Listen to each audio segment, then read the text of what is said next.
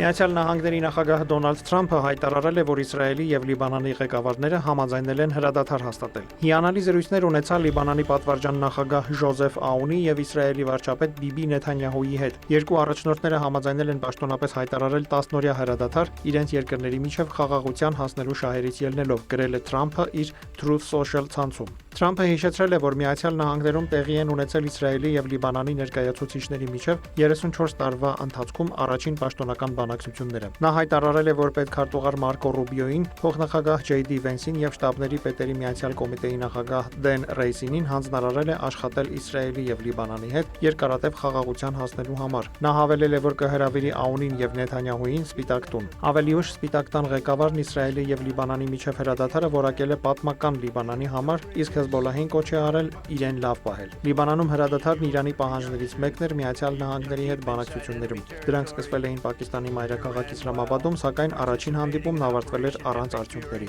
Հեզբոլլահի ներկայացուցիչներից Իբրահիմ Ալ-Մուսավին հայտարարել է, որ շարժումը կպահպանի հրադադարը, եթե Իսրայելը դադարեցնի իր հարձակումները։ Իսրայելի վարչապետ Բենյամին Նեթանյահուն ժողովրդին ուղղված տեսաուղերձում ասել է, որ Լիբանանի հետ հրադադարը հնարավորություն է տալիս պատմական խաղաղության համաձայնագրի համար եւ որ Հեզբոլլահի զինաթափումը կմնա Իսրայելի հիմնական պահանջներից մեկը Լիբանանի հետ ապագա խաղաղության բանակցություններում։ Նրա խոսքով իսրայելական զորքերը կմնան Լիբանանի հարավում, սահմանի մոտ գտնվող 10 կիլոմետրանոց բուֆերային գոտում։ Իսրայելի եւ Լիբանանի միջև հրադադարը ողջունել են Մերձավոր Արևելքի, Եվրոպայի երկրները, ՄԱԿ-ի գլխավոր քարտուղարը։ Չնայած հրադադարը հաստատվել է տեղական ժամանակով կեսգիշերին, լիբանանյան լրատվամիջոցների տվյալով Իսրայելն այն արդեն մի քանի անգամ խախտել է։ Արդյունքում կան զոհեր եւ ավերածություններ։ Հարավային շրջանների ուղղությամբ իսրայելական հարվածներից նախնական տվյալով զոհվել է 3 մարդ, այդ թվում 2 կին, եւս 21 մարդ վիրավորվել է։ Հեզբոլլահն էլ հայտարարել է, որ ի պատասխան հրթիռային հարվածներով թիրախավորել է Լիբանանում գտնվող Իսրայելի ռազմական ենթակառուցվածքները։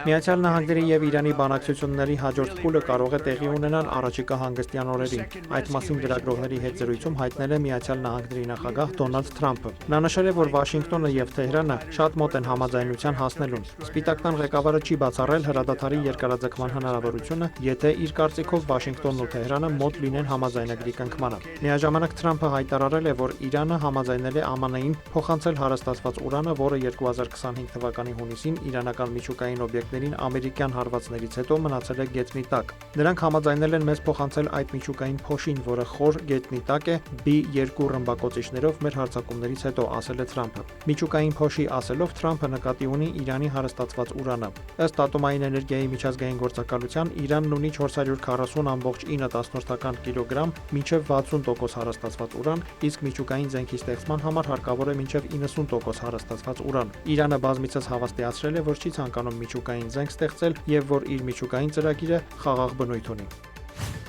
Իսրայելի պաշտպանության նախարար Իսրայել Կացը Թել Ավիվում հայտարարել է, որ Իրանի բոլոր ռազմավարական թիրախներն ու հնարավորությունները ոչնչացվել են ԱՄՆ-ի եւ Իսրայելի հարվածների հետևանքով։ Այդ մասին նա հայտարարել է երկրի պաշտպանության նախարարությունում ելույթի ընթացքում։ Այնուամենայնիվ նախարարն ընդգծել է, որ անհրաժեշտության դեպքում իրենք կվերադառնան եւ կրկին կանեն դա։ Կացը համարում է, որ Իրանը գտնվում է պատմական խաչմերուկում։ Նրա խոսքով ճանապարհներից մեկը Թեհրանին տանում է դեպի ահաբեկչությունից եւ միջուկային զենքից հրաժարում, ԱՄՆ առաջարկած կայունության եւ վերականգնման ապագայով ընտրություն, իսկ մյուս ուղին դեպի անդունդը։